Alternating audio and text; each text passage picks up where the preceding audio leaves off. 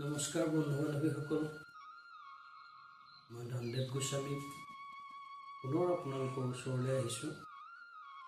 মই আপোনালোকক ভূঞাসকলকে কৰি শংকৰদেৱ টেম্বুনি জানলৈ বৰদত্তৰা আলিপুখুৰী টেম্বুনি জানলৈ গমন কৰাৰ বিষয়ে কৈ আছিলোঁ। তাত গৈ তেওঁলোকে কেনেধৰণেৰে ভেটি বনায়, আগৰ দিনত মাটিৰে ভেটি বনাই ওখকৈ ভেটি বনাই গৈছিলে। তাতে বাঁহ খেৰেদি ঘৰ বনাইছিলে। কেনেধৰণে আছিল তাৰ বিষয়ে কৈছিলোঁ আৰু তাৰ পিছৰ পৰ্যায়খিনি মই এতিয়া আপোনালোকক আকৌ কৈ যাম। টানৰ জ্যেষ্ঠ পুত্ৰ দেৱী পূজা কৰিছিল, হাঁহ ছাগ পাৰৰ মুণ্ডক ভুঞ্জিছিল। আপোনাৰ থানে থানে সবে বসন্তোক, হেন আজ্ঞা শুনিয়া সমস্তে ভূঞা লোক। হৰিষাৰ ডাঙৰ পুত্ৰই ডাঙৰ ল'ৰাই দেৱী পূজা কৰিছিল। হাঁহ ছাগলী পাৰ আদি বলি দি তাৰ মূৰটো ভক্ষণ কৰিছিল, খাইছিল। শংকৰদেৱৰ সান্নিধ্যত পিছলৈ তেওঁ এই অভ্যাসবোৰ ত্যাগ কৰিছিল আৰু গুৰুৰ আজ্ঞামতে, শংকৰদেৱৰ আজ্ঞামতে তেওঁলোক নিজৰ নিজৰ ঠাইত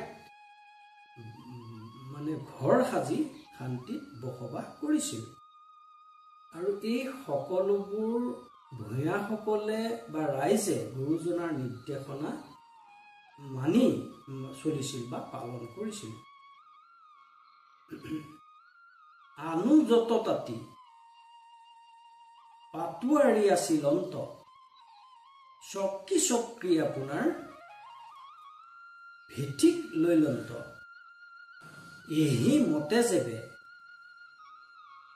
বাসা ঘৰক সাজিল, আলিপুখুৰী লোক সমস্তে আছিল। অন্যান্য যিসকল তাঁতী পাটোৱাৰী আদি লোক আছিল, তেওঁলোকে নিজা নিজাকৈ ভেটি সাজি ঘৰ বনাই ৰ'ল। এনেদৰে সকলোৱে টেম্বুনিত আহি ভাগে ভাগে বাসস্থান সাজিলে। আৰু এই টেম্বুনিত আলিপুখুৰীত আগৰ পৰা থকা লোকসকলো শংকৰদেৱৰ কাষ চাপিল। শংকৰে কীৰ্তন ঘৰ সাজি বাক লৈলা, ভেটি বান্ধি বাক লাগি সমস্তে আহিলা। আপুনি শংকৰে পাছে পুৰক ধৰিলা, পৃথিৱীত চতুৰ্ভুজ মূৰ্তিক দেখিলা। যেতিয়া সকলো একগোট হ'ল, তেতিয়া শংকৰদেৱে নাম প্ৰসংগৰ বাবে তথা ঈশ্বৰৰ নাম গুণ শ্ৰৱণ কীৰ্তনৰ বাবে কীৰ্তন ঘৰ সজাৰ দিহা কৰিলে আৰু তাৰ বাবে নিজেই হাতত কোৰ লৈ ভেটি বনাবলৈ মাটিত কোব মাৰিলে। কোৰেৰে মাটি খনা সেই জেগাতেই এটি চতুৰ্ভুজ মূৰ্তি ওলোৱা দেখিলে, চতুৰ্ভুজ মূৰ্তি পালে। কোৰ এৰি শংকৰেও মূৰ্তিক ধৰিলা, দেখিয়া মনত বৰ হৰিত মিলিল। শিলৰ প্ৰতিমা খান কলা আতিশয়, চিকমিক কৰে গাঁও অধিক শুভয়। লগে লগে হাতৰ কোৰ মাটিত পেলাই শংকৰদেৱে মূৰ্তিভাগ দুয়ো হাতেৰে তুলি ধৰিলে। তেতিয়া তেওঁৰ মনত বৰ আনন্দ লভিলে, আনন্দ পালে। শিলৰ প্ৰতিমাভাগ অতি কলা আছিল, কিন্তু কলা যদিও চিক মিকাই গোটেই গাটো অধিক শোভাবৰ্ধন কৰিছিল। ৰাম ৰাম গুৰুৰ আগত কয়ে কথা, দেখা দেখা হৰি মুহুক কেনে বেথা।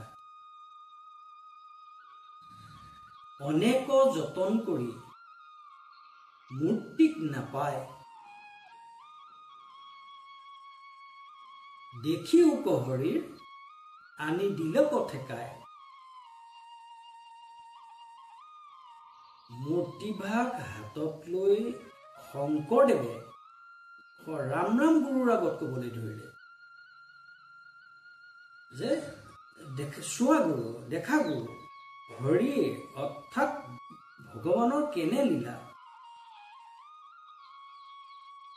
যিটো বস্তু যত্ন কৰি আৰু বা চেষ্টা কৰি এনে মূৰ্তি পোৱা নাযায়। চোৱা হৰিয়ে কেনেদৰে মূৰ্তিভাগ মোক মিলাই দিলে। পুঁজিবোৰ ঈশ্বৰত্ব, সিদ্ধি হব্য কাম, দেৱী পূজা এৰি হবে লয় কৃষ্ণ নাম।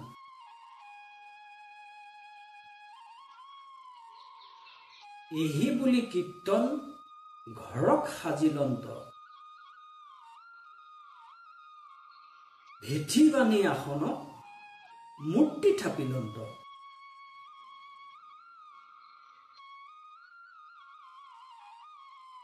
এতিয়া দেৱ দেৱীৰ পূজা এৰি সকলোৱে কৃষ্ণক পূজাহে কৰিব লাগে।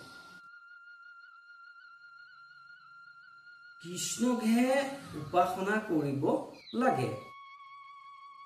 নিৰাকাৰ ঈশ্বৰক পুজিলেহে মনৰ কামনা সিদ্ধি হ'ব।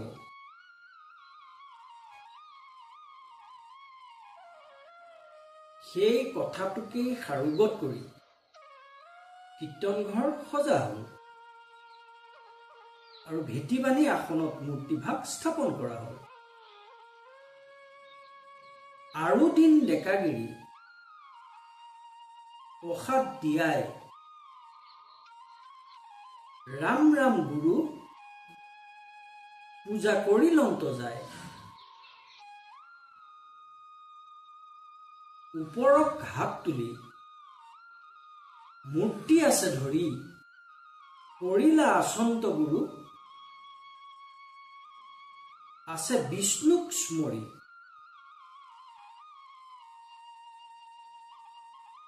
এদিন গুৰুজনাই প্ৰসাদ দিলে, অৰ্থাৎ সেই মূৰ্তিভাগৰ আগত থাপনাৰ আগত শৰাই আগবঢ়ালে। ৰাম ৰাম গুৰুৱে পূজা কৰিবলৈ ল'লে। মূৰ্তিভাগৰ ওপৰত ৰাম ৰাম গুৰুৱে ওপৰলৈ হাত জোৰ কৰি ধৰি বিষ্ণুক স্মৰণ কৰি আছে। আসনত বহি পূজা কৰিবা প্ৰশান্ত, মূৰ্তি নাহি কয় ৰাম ৰামে দেখিলন্ত।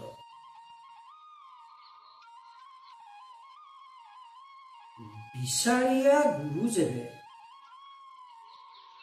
মূৰ্তিক নাপায়, শংকৰক ভিত্তি চক্ষু মেলিয়া আছে চাই।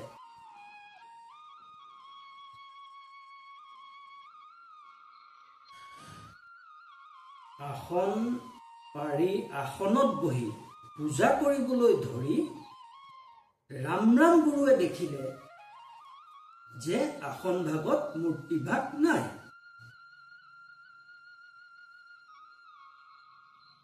ইফালে সিফালে চাই তেওঁ যেতিয়া মূৰ্তিভাগ নেদেখিলে তেতিয়া তেওঁ শংকৰদেৱৰ পিনে চকু মেলি চালে। দেখন্ত এগোটা মূৰ্তি তানগাঁও হন্তে মুখ হন্তে বাজুৱে চাহি আচন্ত পূজাৰ অধীন লাগি গৈলা পুণ্যবাৰ ৰাম ৰাম বোলে কিনো মহিমা তোমাৰ। শংকৰদেৱক চাই থাকোঁতে তেওঁৰ মূৰ্তিভাগ শংকৰদেৱৰ গাত দেখা পালে।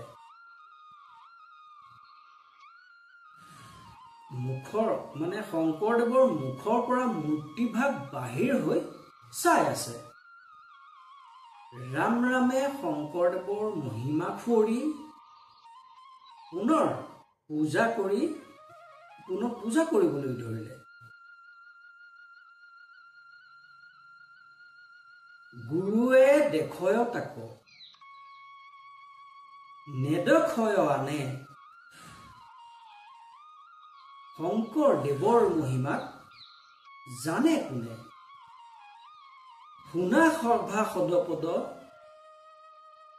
কৃষ্ণৰ চৰিত্ৰ, ইহাক শুনিলে হয় পাপীও পবিত্ৰ। এই ঘটনাটো দেখি ৰাম গুৰুই চিন্তা কৰিবলৈ ধৰিলে যে শংকৰদেৱৰ মহিমা কোনে জানে আৰু এইখিনি কোনে ভাবি পাৰ পাব। এওঁ হ'ল স্বয়ং অনন্ত নিৰাকাৰ কৃষ্ণৰ মহিমা। তেওঁৰ গুণ, তেওঁৰ নাম গুণ যোনে শুনে, তেওঁৰ নাম গুণ শ্ৰৱণ কীৰ্তন কৰিলে পাপীৰো পাপ খণ্ডন হয়, মন পবিত্ৰ হৈ পৰে। নমস্কাৰ, মই আজিলৈ ইমানতেই এৰিলোঁ।